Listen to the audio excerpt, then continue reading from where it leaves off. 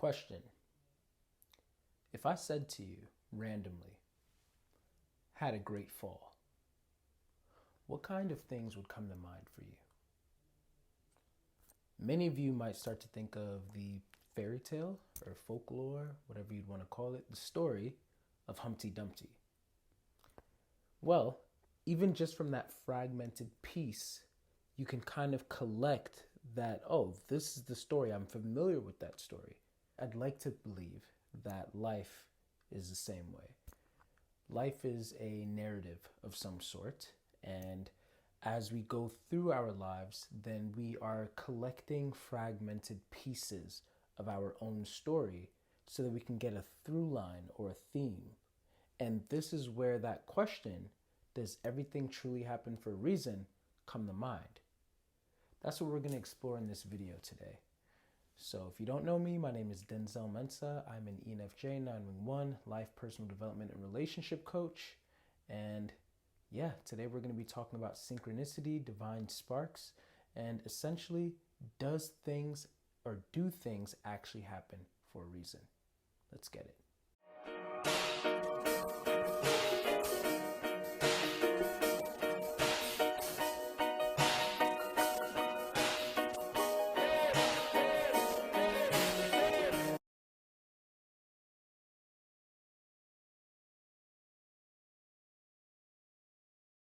So I was recently talking with three NI-DOMs. I have a group chat with an INTJ, another INTJ, and an INFJ.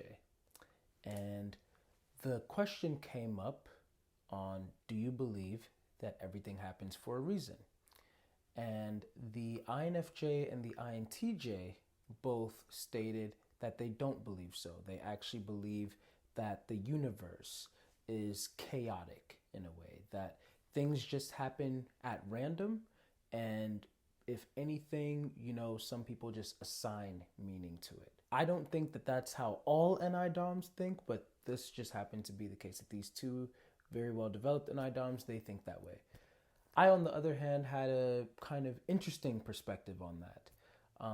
It's not to say that I disagree with them, but I guess the best way I could put it is that I choose to believe that things do happen for a reason. I believe that the universe, God, the divine, whatever you personally would like to call the spiritual happenings of our world, I believe that there is a specific kind of intelligence behind it, behind him, behind her. I believe that all things do occur for a significant purpose. And it's because of that significant purpose that we as human beings are able to have purpose, that we are able to find meaning even in the most trivial things. When we are going through trials and tribulations, we're able to find meaning, motivation, and purpose in those. I believe that if we have this idea that the universe is acting in just a chaotic fashion, then it could be a lot easier to fall into a nihilistic point of view, where it's pretty much like nothing really matters and we should just continue to not believe in anything. And when you're going through hard times, then maybe you are more likely, I'm not saying that you are totally going to be this way, but you're more likely to actually allow the hard times to take a heavier toll on you and to pretty much cause you to give up on continuing to persevere right through them. But when you have a sense of motivation, drive, purpose, and meaning, and you have this kind of mindset that, wait, this thing that I'm going through is just a test so that I can get to the next level. This thing is just to make me better. This thing is actually happening in control or within some form of control of God, of the divine, that's orchestrating on my behalf because I do have what it takes to get through this and to become better. When you have that kind of mindset, then it shifts something for you and it allows you to persevere even stronger. It allows you to have, at least from my perspective, an even higher and even greater sense of being able to overcome and to have more of an inclination toward growth, because growth is not meaningless to you, because there's meaning in your life. Your soul has a purpose. And so for that reason, even simply having the perspective that things do happen for a reason ends up bringing meaning into your life. And if you have meaning in your life, then you have purpose and you have drive. You have reason to continue to live. I think that this kind of perspective also brings a lot of zen, tranquility in your life. In the Bible, for example, it talks about in Jeremiah chapter 1 how God knew you while you were still even in your mother's womb. Like he knew the end of your life before it even began. In Romans 8:28, it talks about how all things work together for good for those who love God and are called to his purpose. Those were always verses that really kept me going, because I really did believe like, oh yeah, if God already knew who I was and he knew the end of my life before even the beginning of it, and I am in contact, if I am connected to the divine, then God is orchestrating the things that are in my life. And a lot of times I can be facing things and I might not understand why this is happening to me. I might not understand, just like people usually say, like, dang, God, like, why are you trying to make me like your strongest soldier? Like, I don't want this, But because I'm aware that, okay, no, I've been keeping in connection with God and I've been moving in this way, then God has allowed these things to happen. Sometimes it's not him always orchestrating, but he's allowed things to happen so that I could have an opportunity to level up. Because these are divine opportunities a lot of times. When we face certain oppositions, they're divine opportunities to find meaning, to learn more about ourselves, to elevate in a spiritual and an emotional type of fashion. And I think that if God kept us from those opportunities, then we would stagnate in many ways. We wouldn't really have what the soul is. Like a soul, what is the soul? A soul is essentially a flame. It's a fire. It's the fire that ignites in us and keeps us ignited to continue to move forward. When somebody has soul, they have passion, they have drive, they have motivation.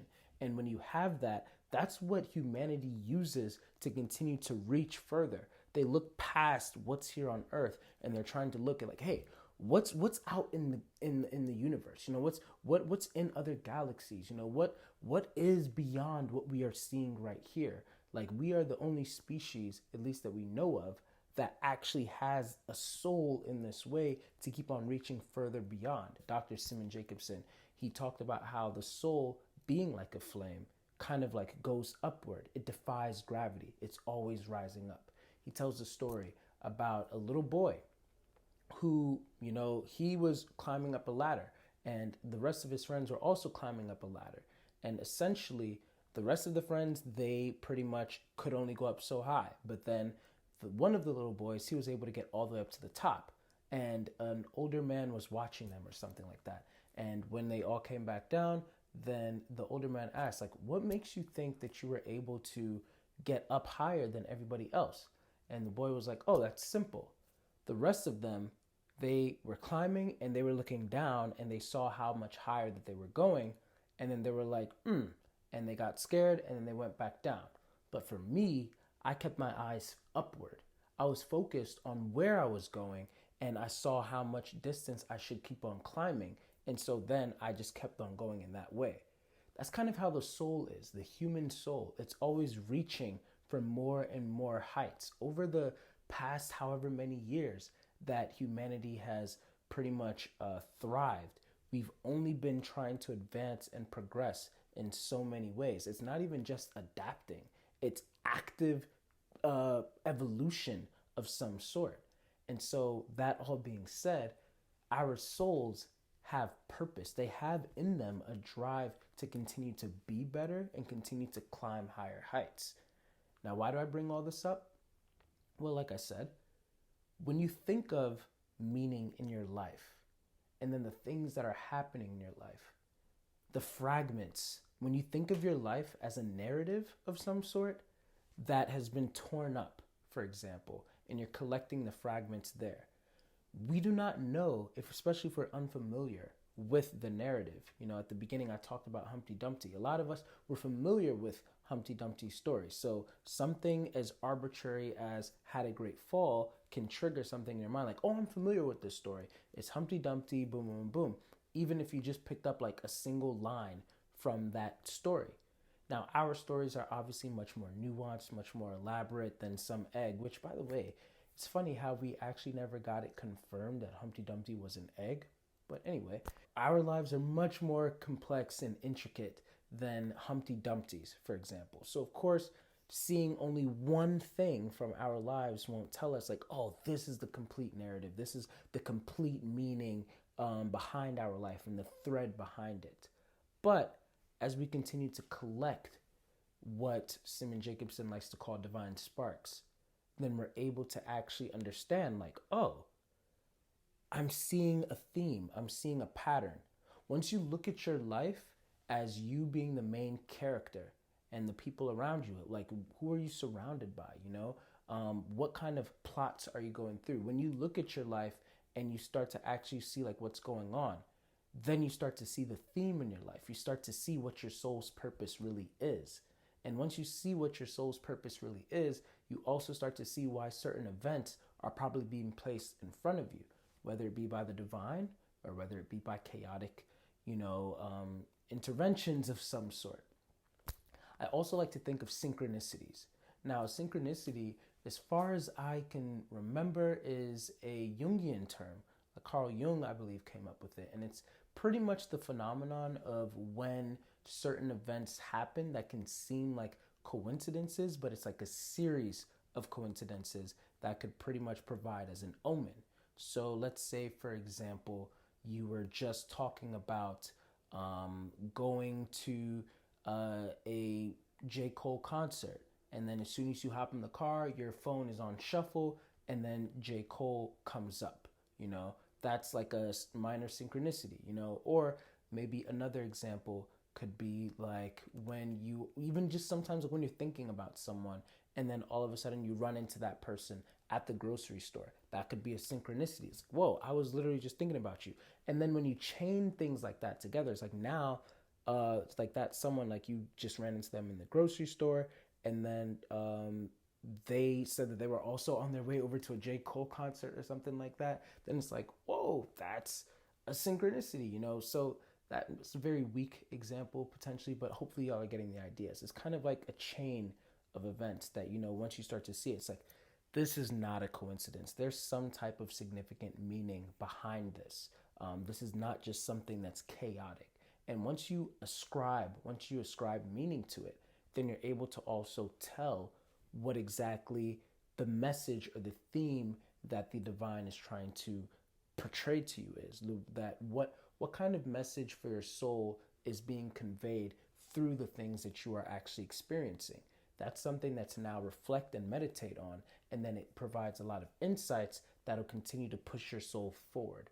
Because I personally believe that we are put on this earth so that our souls can level up and advance.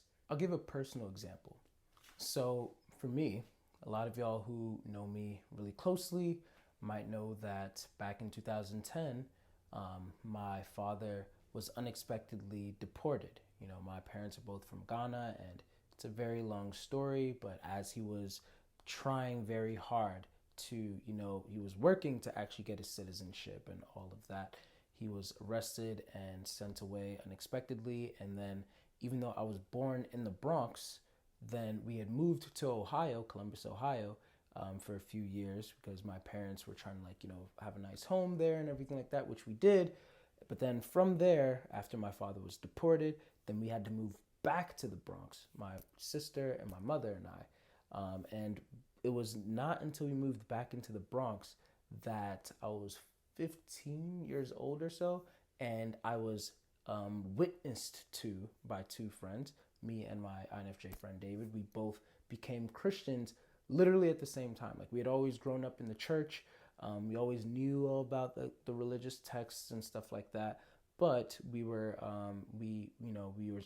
pulled aside and we were talked to. We had a really crazy divine kind of conversation and everything like that. Like, that's a whole long story in and of itself. Um, but from that, we became Christians. And after we became serious about our walk in the faith of Christianity, then from there, I decided to go to the school, Liberty University. And at Liberty University, that was where I had met my wife, Jamila. I just think about it very frequently that if my father had never been deported, then we would have definitely never moved back to New York. I probably would have never become as serious about God as I did when I'd moved back to New York. And then if I hadn't become that serious about God, I definitely would not have chosen a school such as Liberty University to go to. And if I had not chosen to go to Liberty University, I would not have met Jamila, who is literally like my favorite person on earth. So, that being said, I would like to believe that even though in the time of that happening, like my father being deported, that was an incredibly traumatic point in life for me. Incredibly traumatic. Like, my mother was honestly contemplating offing herself. You know, like those times that I would just literally never forget that she would be waking up in the middle of the night crying. And then my younger sister, she comes to me while I'm in my room and she's like, Mom is crying. I'm like, yeah, I know. And then she starts crying, and then I have to take her into my mother's room, and then they're both crying, and then I comfort them until they fall asleep, and then I go back to my room, and I'm just really agonizing in pain in my own tears privately. Like, God, why is this happening? I don't understand. My father is an amazing man. He is literally the most godly man that I know, all of this, and yet you still are causing, like, you still allowed him to get arrested and be sent back to Ghana, like whatever. But now, looking back, I ascribe the meaning to it that, you know what? Even though that was an incredibly painful point in my life, and I would have wanted to change it at the time, because of what happened, I've seen how much good has emerged from that. And if I could time travel, even I would not change that. Even I would not tell my dad, hey, don't go to the immigration office today. I wouldn't have changed almost anything because the way that things happened, the way that things played out, I believe that was all destined. It was all predetermined to happen for a reason. And I also believe that all of our souls are here on this earth for a purpose, and we're all on our own individual paths. That means whatever religion that you have right now, whatever faith belief that you have, or lack of faith that you might have, whatever trials and tribulations that you're going through, each soul is having their own journey, and they are having their own divine connections with the world, with each other, and they're all leveling up in their own ways. They all have their own lessons to learn, and some souls will learn certain lessons harder or easier than other souls. But how tapped into the synchronicities around you, into the meaning around you, are you? If you're just going through these tribulations, but you're not finding the divine sparks in them, you're not identifying like, oh, this is the meaning, this is why this happened, or you're not identifying where the trajectory of certain things are going, what your purpose is. If you don't have something that's continuing to keep you to move forward so that you can use this as part of your story, then what exactly are you living for? Our stories are always unfolding. We each have a story. We are each, as individuals, meaningful. Our souls have value and they have purpose. They've been assigned purpose. Some of us find our purpose later than others. We're probably like late bloomers. But once we discover it, then we hold on to it, and we're supposed to use that purpose to drive us through even the most dark of situations. Because eventually, a lot of times, our current circumstances and the reason behind it does not become clear until we're ahead in retrospect, and then we look back and we're like, oh, that's why that might have happened. Now, of course, possibly that really was just some chaotic force that just happened, but would it hurt to believe that certain things happen for a reason? I think that's what the main question is. Unfortunately, I can't give you an empirical answer because I myself am not the divine. I am not God. But what I can tell you is that I believe that things do happen for a reason. And even if they don't, I believe that there is great benefit to believing that things happen for a reason, because then it makes it so much easier to be able to see the thread in your life, to be able to see the purpose of your soul, to be able to understand the intricacies and the divine sparks, the messages from the universe that are being said to you, to be able to catch the synchronicities, or as my good friend Lauren likes to call them, statistical improbabilities. She's such an INTJ. But yeah, things like that. When you're able to identify that and you're able to key into those things and you're able to find meaning and purpose in every single day, I personally believe that it brings so much more value to your life. It brings so much more motivation and drive. You're able to see the world in a much more colorful fashion. It brings and births so much more insight, because even in the most mundane of things, you're able to magically see something there. That's what makes you an alchemist. I made a whole video on that. You're able to see what the divine is trying to communicate to you. Things that other people would not even be able to see it, because they see it as like, oh, this is it's just happening. There's nothing to read into here. Maybe there's not. But when you do somehow see things there, when you learn, when you train your eye to be able to see the meaning behind things, and then you're able to string that meaning along with the other events, you start to see that the fragmented pieces in your life that you thought, oh man, these were all just arbitrary. You start to see the through line, and you start to realize, oh, this is actually why everything was happening. These are not just chaotic events that were in my life. There's a through line here. There's a theme here. There's a purpose here that's leading to this. This is why that happened, and that led to this, and then this is that, boom, boom, boom, boom. And now I can actually kind of see where I'm headed. And because of that, I need to stay on this path. I now know where I'm going. I now know what my purpose is. It makes you have such a, not only a more creative and fruitful and colorful view of life, but more intentional view of life, more direction. So, that being said, what do you think? Do you think that everything in life happens for a reason? Do you believe that in an empirical sense? Do you believe that as in like a, not really, but I choose to believe it? Do you think that there's value in believing it? Do you think there's no value in believing it? I want to know y'all's thoughts. After all, this is just my opinion, per usual. But if you have any comments, questions, concerns, definitely leave them in the comment section below. If you would like to talk about this further, then be sure to hit me up at denzelmensah.com for coaching sessions where you can talk about the divine sparks in your own life and how to identify them. If you'd like to go deeper with any of these topics that I've brought up, I'd love to, help you out to be able to discover and to bring more insight and color into your life. And if you enjoyed this, please make sure to leave a like and let me know, again, what you think about everything that I just said here. Last but not least, especially in conjunction with this video, don't forget, you matter. Done. Thank you for taking the time to watch that video. And if you enjoyed that, please like and subscribe. It actually really helps out my channel a lot so that more people who actually care about what I want to say can actually find me a lot more easier. Also, if you did enjoy it, then maybe you'll enjoy a lot of my other content as well. So be sure to check out some of my playlists where you'll be able to find a lot of my older videos and older content.